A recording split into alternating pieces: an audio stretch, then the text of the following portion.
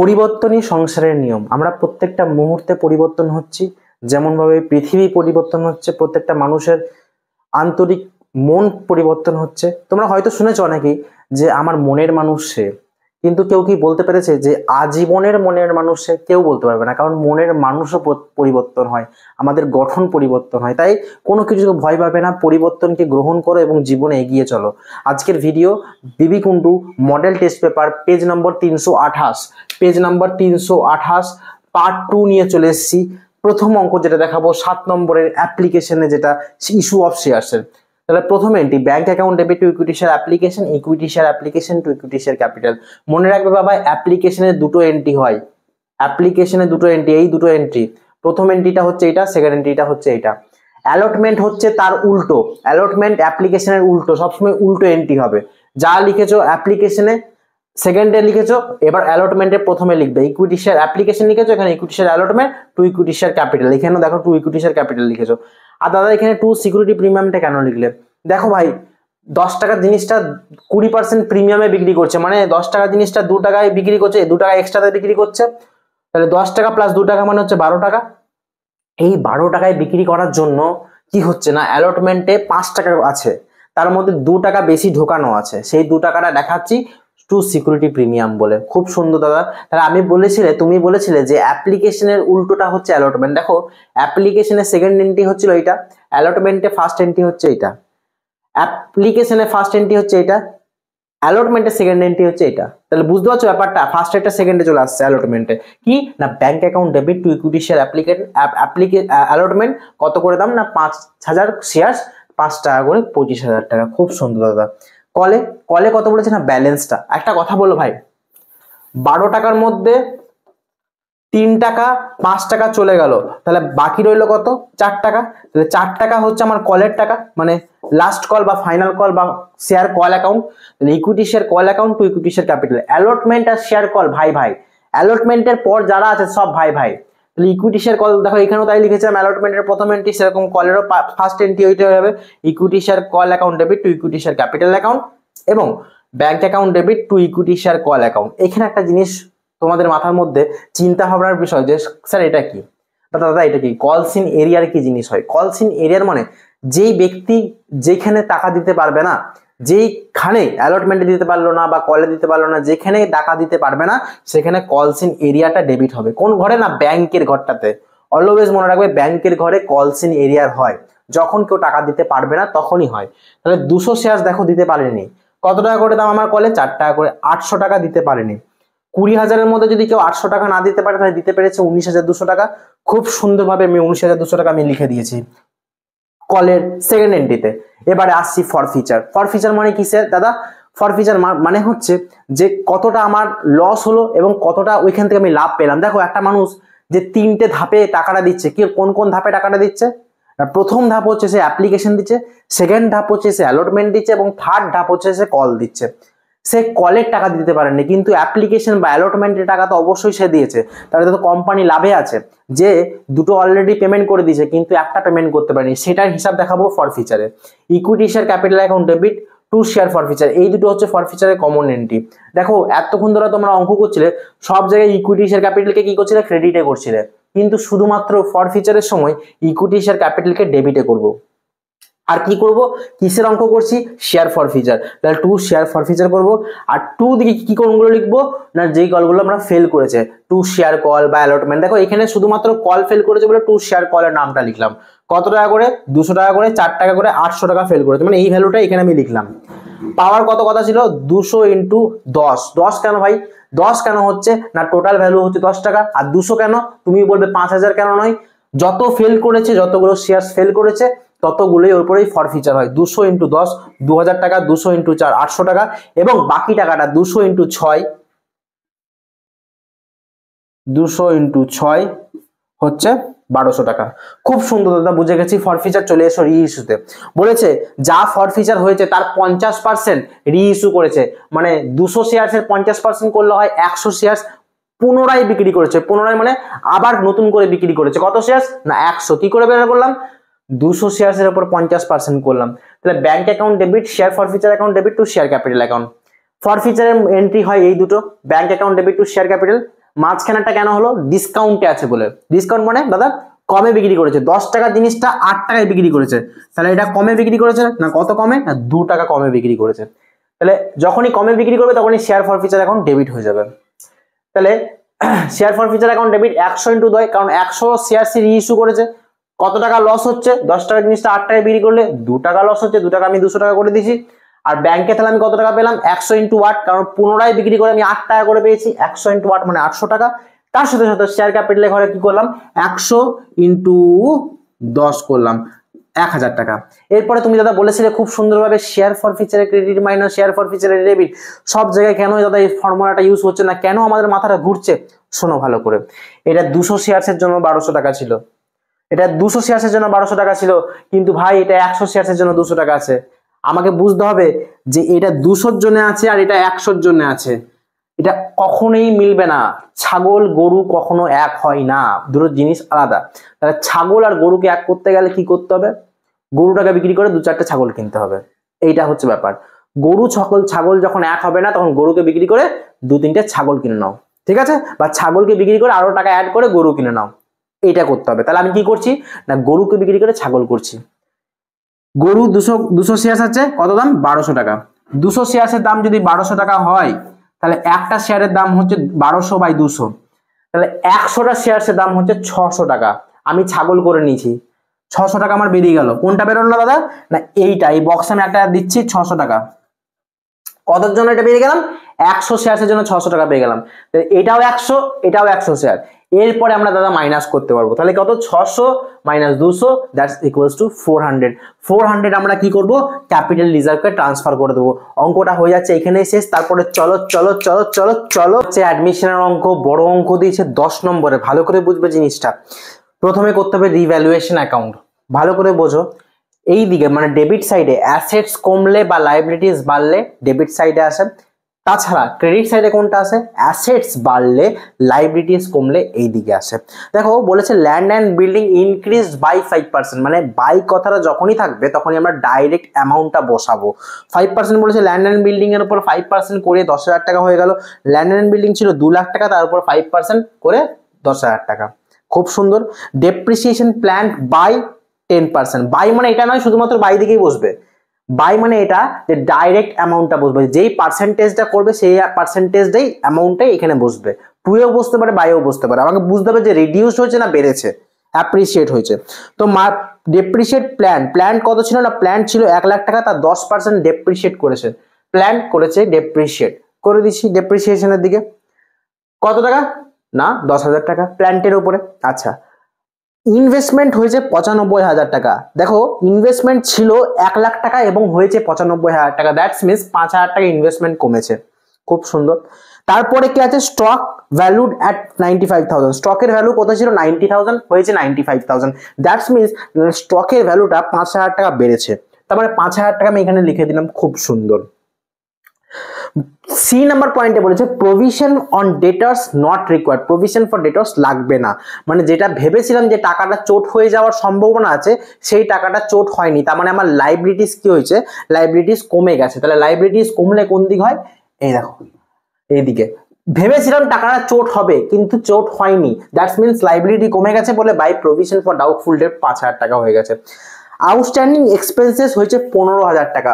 দেখো লাইবিলিটি সাইডে outstanding expenses ছিল আগের থেকেই 10,000 টাকা। ব্যালেন্স শিটে যে পুরোনো ব্যালেন্স শিটে বইটা দেখো একবার, ওখানে অলরেডি ছিল 10,000 টাকা। তাহলে এইবার কি বুঝলে তুমি অঙ্কটা দেখে যে এইখানে আউটস্ট্যান্ডিং এক্সপেন্সেস 5,000 টাকা হলো। খুব সুন্দর দাদা, খুব মাখন ভাবে বুঝছি জিনিসপত্রগুলো। আচ্ছা, এরপরে যে জিনিসটা আসছে সেটা হচ্ছে খুব ভালো করে দেখবে, পার্টনার্স ক্যাপিটাল। পার্টনার্স ক্যাপিটালটা কি করবো দাদা? না পার্টনার্স ক্যাপিটালটা যখনই করতে যাব তখন আমাকে একটা জিনিস মাথায় রাখতে হবে, বাই ব্যালেন্স বিডির অ্যামাউন্টগুলো দুদিকে লিখতে হবে। বাই ব্যালেন্স বিডির অ্যামাউন্টগুলো দুদিকে লিখলাম। কোথায় আছে না বইয়ের মধ্যে প্রেজেন্ট আছে, দেখো 3 লাখ আর 2 লাখ প্রেজেন্ট লিখে দিয়েছি। বাই ব্যাংক বলে যে অ্যামাউন্টটা, কোনটা না নতুন পার্টনার যে টাকাটা অ্যাডমিশন নিচ্ছে, টাকাটা দিচ্ছে, সেই টাকাটা লিখে দিলাম বাই ব্যাংক বলে 2 লাখ টাকা। খুব সুন্দর দাদা। রিজার্ভ কি না? রিজার্ভ দেখো বইয়ের মধ্যে দেওয়া আছে 80,000 টাকা। লাইবিলিটি সাইডে রিজার্ভটা ওল্ড রেশিওতে ভাগ করে দাও। কোন রেশিও? ওল্ড রেশিও ভাগ করে দাও। এরপরে আসছি প্রিমিয়াম ফর গুডউইল। তাহলে প্রিমিয়াম ফর গুডউইলটা বোঝার জন্য একটা জিনিস আমাকে মুছতে হবে, এইটা একটু মুছে দিই। দেখো গুডউইল দেওয়া ছিল 1,00,000 টাকা, তার 1/5, 1/5 কেন, যে ঢুকছে তার 1/5 শেয়ার্স, 20,000 টাকা তার শেয়ার্স হচ্ছে, মানে 20,000 টাকা সে প্রিমিয়াম ফর গুডউইল নিয়ে আসছে। এই 20,000 টাকাটা কোন রেশিও ভাগ হয় দাদা, না স্যাক্রিফাইসিং রেশিও ভাগ হবে। স্যাক্রিফাইসিং কি করে বের করতে হয়, না স্যাক্রিফাইসিং বের করার নিয়ম হচ্ছে old minus new ratio, old ratio minus new ratio. আচ্ছা দাদা ওল্ড রেশিও তো বইয়ের মধ্যে দেওয়া আছে 3:2, নিউ রেশিও তো দেওয়া নেই, নিউ রেশিও বার করতে হবে। কি করে বার করতে হবে বাবা, দেখো সুকান্ত শেয়ার্স, যে নতুন পার্টনারের শেয়ার ছিল 1/5, টোটাল ধরে নিচ্ছি আমাদের টোটাল হচ্ছে একটা শেয়ার্স, তাহলে 1 মাইনাস 1/5 করলে আমার রুদ্র আর শালিমেরটা বেরিয়ে যাবে। 1 মাইনাস 1/5 করলাম 4/5 শেয়ার্স। এবার কি করছি দেখো, রুদ্রর 3/5 মানে ওল্ড রেশিওটা 3 আর 2 আছে, 3/5, 2/5, শালিমের আর রুদ্রর লিখে দিলাম ইন্টু 4/5 ইন্টু 4/5, কোনটা পেলাম না এই রিমেনিংটা যেটা বার করলাম 1 মাইনাস 1/5 করে 4/5 ইন্টু করলাম, বেরোলো একটা 12, একটা বেরোলো 8, ঠিক আছে। আর নিচে দুটোতেই 25 বেরিয়েছে, খুব সুন্দর দাদা, ভালো করে বুঝে গেছি। তাহলে সুকান্তটা কি করে বের করবো, সুকান্তটা বের করার নিয়ম দেখো, 25 যেটা কমন আছে সেটা এখানে 25 লিখে দেবো, আর 12 আর 8 মানে রুদ্র আর শালিমের শেয়ারটা অ্যাড করবো, 12 প্লাস 8 হয় 20, আর 25 আমার কমন আছে, তাহলে 25 মাইনাস 20 করলে হয় 5টা শেয়ার্স, কে পাবে না সুকান্ত। তাহলে আমার বেরিয়ে গেল নিউ রেশিও হচ্ছে 12:8:5, আর ওল্ড রেশিও হচ্ছে আমার 3:2।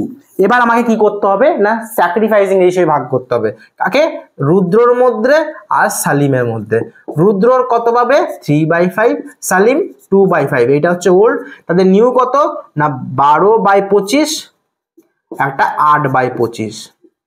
দেখো এটা এলসিএম করো, 25 মানে 5 5 5 10 মাইনাস 8, 25, 5 5 15 মাইনাস 12। তার মানে আমি দেখতে পাচ্ছি এখানে 3টে বেরোচ্ছে, এখানে 2টো, তার মানে আমার স্যাক্রিফাইসিং রেশিও যেটা দাঁড়াচ্ছে, স্যাক্রিফাইসিং রেশিও সেটা দাঁড়াচ্ছে হচ্ছে 3:2। এই যে 3:2 যেটা বেরোলো সেটা গুডউইল, যেটা 20,000 টাকা প্রথমে বার করলে 1/5 করে যে নতুন ঢুকছে তার শেয়ারটা, এই 20,000 টাকাটা স্যাক্রিফাইসিং রেশিও ভাগ করে আমি 12,000 আর 8,000 লিখে দিলাম। খুব সুন্দরভাবে সাজিয়ে সবকিছু লিখে দিলাম। এরপরে ব্যালেন্স করার দায়িত্ব, ব্যালেন্স করলাম, বড়গুলো লিখে সাধারণত যেরকম ভাবে ব্যালেন্স করে সেরকম ভাবে ব্যালেন্স করলাম, এটা প্লাস করলাম, এটা প্লাস করলাম, এটা প্লাস করলাম, এখানে লিখলাম, এখানে তো মাইনাস করার কিছু নেই, তাই টু ব্যালেন্স সিডি বলে অ্যামাউন্ট করে লিখে দিলাম। আচ্ছা খুব সুন্দর দাদা, বুঝতে পেরে গেছি। এরপর আসছে ব্যালেন্স শিট। ব্যালেন্স শিটে ভালো করে দেখো, ব্যালেন্স শিটে ক্যাপিটালে রুদ্র, সালিম, সুকান্ত, কোনগুলো নিলাম না এই 3টে, রুদ্র, সালিম, সুকান্ত, 3টে অ্যামাউন্ট নিলাম। ক্রেডিটার্স কত আছে না ক্রেডিটার্স আছে 40,000, কোনো চেঞ্জ হয়নি, লিখে দিয়েছি। আউটস্ট্যান্ডিং এক্সপেন্সেস 10,000 টাকা ছিল, 10,000 টাকা লিখলাম, অ্যাড 5,000 লিখলাম, কেন না আগের 5,000 আরো দিতে হতো, তাহলে 5,000 আরো লিখে দিলাম, খুব সুন্দর ব্যাপার, তাহলে 15,000 হয়ে গেল।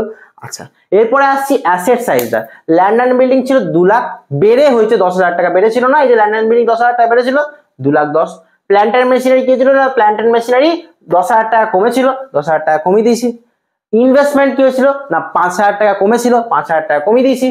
স্টক দেখো অ্যাপ্রিসিয়েট হয়েছিল, এখানে দেখো স্টক এই দেখো 5,000 টাকা বেড়েছিল, 5,000 টাকা অ্যাড করে দিয়েছি। ডেটর্স কি হয়েছিল দেখো 95,000 ডেটর্স, মানে এই দিকেটা দেখো, তাহলে 95,000 ডেটর্স আমার কাছে ছিল আগে অলরেডি, আমি ভেবে রেখেছিলাম যে 5,000 টাকা চোট যাবে, বাট যায়নি। তারপর 95,000 plus 5,000 that is equals to 1 lakh, very good.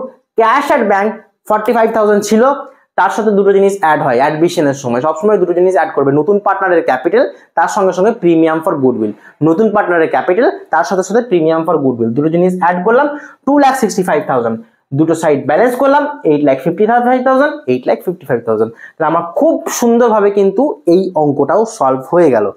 আর বাকি রইল দুটো অঙ্ক, ফটাফট ফটাফট চলো চলো চলো দেখে। আগে আমরা করে নেবো রেশিওর অঙ্কটা, মানে এই সাইডের অঙ্কটা। রেশিওর অঙ্কটা খুব সহজ দিচ্ছে, কারেন্ট রেশিও বের করতে বলেছে, সঙ্গে সঙ্গে লিকুইড রেশিও। কারেন্ট রেশিও বের করতে গেলে কারেন্ট অ্যাসেটস আর কারেন্ট লাইবিলিটিকে পেছানতে হবে বা চিনতে হবে। কারেন্ট অ্যাসেটস কোনগুলো, stock, debtors, prepaid expenses, cash, এগুলো হচ্ছে কারেন্ট অ্যাসেটস। কারেন্ট অ্যাসেটস মানে যেগুলো 1 বছরের মধ্যে ক্যাশে কনভার্ট করা যায়। কারেন্ট লাইবিলিটি যেগুলো, যেই লাইবিলিটিগুলো 1 বছরের মধ্যে পেমেন্ট করতে হবে, রাইট। তাহলে কারেন্ট অ্যাসেটস হচ্ছে stock, debtors, prepaid expenses, cash. Current liability, creditors আর ব্যাংক ওভারড্রাফট। খুব ভালো, অ্যামাউন্টগুলো লিখলাম, অ্যামাউন্টগুলো প্লাস করলাম, ডিভাইড করলাম, অ্যাজ সিম্পল অ্যাজ দ্যাট 2:1 আমার অ্যান্সার বেরিয়ে গেল। তোমরাও করে দেখো, তোমাদের মিলবে। লিকুইড রেশিওটা দেখো, current assets minus stock minus prepaid expenses. Liquid ratio দেখি কারেন্ট অ্যাসেটস থেকে স্টক আর প্রিপেড এক্সপেন্সেসটাকে মাইনাস করতে হবে, আর কারেন্ট লাইবিলিটি থেকে ব্যাংক ওভারড্রাফটটাকে মাইনাস করতে হবে। খুব সুন্দর। তাহলে কারেন্ট অ্যাসেটস জানি 1.5 লাখ টাকা, 50,000 টাকা যে স্টক, প্রিপেড এক্সপেন্সেস 10,000 টাকা। তাহলে একবারে দুটো প্লাস করে একসঙ্গে মাইনাস করে দিলাম 90,000 টাকা, আর 75,000 ছিল কারেন্ট লাইবিলিটি, তার সঙ্গে 15,000 টাকা মানে ব্যাংক ওভারড্রাফটের 15,000 টাকা মাইনাস করে দিলাম। তাহলে আমার বেরিয়ে গেল কুইক লাইবিলিটি, দুটোকে ডিভাইড করলাম, 3:2 বেরিয়ে গেল। As simple as that. ব্যাপারটাকে জটিল করবে না, একদম সোজা অঙ্ক, সোজাভাবে সলভ করবে, রাইট। এরপরে আসছে আমাদের এই অঙ্কটা, that's equals to cash flow statement. খুব ভালো করে বুঝবে, অপারেটিং অ্যাক্টিভিটিস করতে হয়, ইনভেস্টিং অ্যাক্টিভিটিস করতে হয়, তার সাথে সাথে ফিনান্সিং অ্যাক্টিভিটিস করতে হয়। তিনটে অ্যাকাউন্ট করতে হয়, অপারেটিং, ইনভেস্টিং অ্যান্ড ফিনান্সিং। তাহলে এমসিকিউতে যদি যাই, how many types of accounts are there, how many types of bifurcation will be there, 3 টাইপসের। কত ধরনের? 3 ধরনের, অপারেটিং, ইনভেস্টিং, ফাইন্যান্সিং।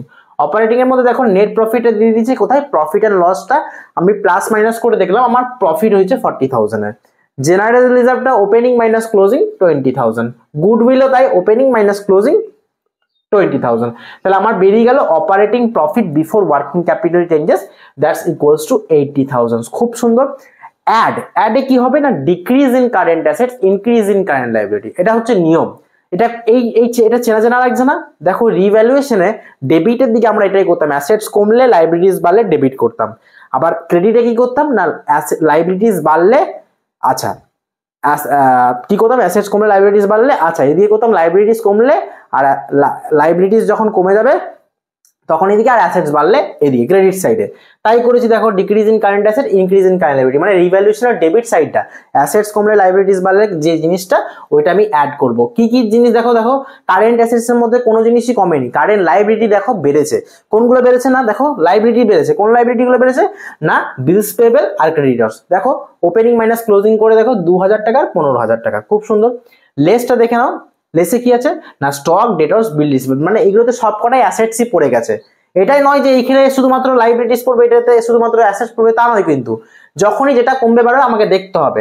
এখানে শুধুমাত্র অ্যাসেটসই বেড়েছে, তাহলে স্টক বেড়েছে 30,000 টাকা, ডেটর্স বেড়েছে 10,000 টাকা, এবং বিল রিসিভেবল বেড়েছে 20,000 টাকা। ওপেনিং মাইনাস ক্লোজিং করো, বেরিয়ে যাবে। দেখো 60,000 আমি নেগেটিভ ব্যালেন্স, দ্যাট এইটা মানে হচ্ছে ব্র্যাকেট দেওয়া মানে হচ্ছে নেগেটিভ ব্যালেন্স। আমি এই তিনটেকে প্লাস মাইনাস করে আমার 37,000 কি বেরোলো, net cash inflow from operating activities. Operating activities এর উত্তর বেরিয়ে গেল 37,000। ইনভেস্টিং অ্যাক্টিভিটিসে কি করবো না, ফিক্সড অ্যাসেটস কিনেছে দেখো 50,000 টাকা, আর একটা ইনভেস্টমেন্ট কিনেছে 30,000 টাকার। খুব সুন্দর, আমি তো বুঝে গেছি দাদা খুব সুন্দরভাবে যে একটা ফিক্সড অ্যাসেটস কিনেছে, একটা ইনভেস্টমেন্ট কিনেছে। তাহলে দুটো জনের জন্য আমার টাকা কি হচ্ছে, লেস হচ্ছে, দ্যাটস ইকুয়ালস টু, আমি এটা ব্র্যাকেট দিচ্ছি, রাইট। তো এটা হচ্ছে 80,000। Cash flow from financing activities, last but not the least, issue of share. Issue of shares, দেখো শেয়ার ক্যাপিটালটাকে বেড়ে গেছে, কি হচ্ছে, 1 লাখ ছিল 1.5 লাখ হয়েছে, তাহলে 50,000 টাকা বেড়ে গেছে। সেম দেখো লোনটাও বেড়ে গেছে, 80 ছিল 1 লাখ হয়ে গেছে, তাহলে 20,000 টাকা বেড়ে গেছে, তাহলে এখানে হয়ে যাচ্ছে 70,000 টাকা। খুব সুন্দর। দেখো এবার এইগুলোকে প্লাস মাইনাস করো, মানে 37,000 প্লাস 70,000, তার মানে কত হচ্ছে, 1,07,000 মাইনাস 80,000, তাহলে কত হচ্ছে, 27,000। আর আমরা কি জানি সব সময়, যে লাস্টে যে অ্যান্সারটা বেরোবে তার সঙ্গে যদি আমি ওপেনিং ক্যাশটা অ্যাড করে দিই, তাহলে ক্লোজিং ক্যাশটা অটোমেটিকলি বেরিয়ে যাবে। ক্লোজিং ক্যাশটা দেখো তোমার বইয়ের যেখানে 30,000 দেওয়া আছে 2024-এ, আমারও বেরিয়ে গেল 30,000। দেখো এইটা হচ্ছে ক্যাশ ফ্লো স্টেটমেন্ট, এটা হচ্ছে রেশিও অ্যানালাইসিস। তোমরা প্রত্যেকটা জিনিস যদি না বুঝতে পারো, আমি মডেল কোশ্চেন পেপার ধরছি, সব থেকে টাফ এবার পেপারটা ধরবো, এরপরে যে পেপারটা ধরবো সেটা কিন্তু খুব টাফ। আর আমি জানি তোমরা এটা খুব রিকোয়েস্ট করবে দাদা যে এই পেপারটা করে দাও। আর আমার যদি ভিডিওটা ভালো লাগে থাকে তবে অবশ্যই কমেন্ট করার দরকার নেই, সাবস্ক্রাইব করার দরকার নেই, আগে বোঝো। আর কিছুদিন বাকি আছে পরীক্ষার, নিজের মন থেকে বোঝো, নিজের তৈরি হও, আর আমি তোমার সঙ্গে আছি, ঠিক আছে? চলো।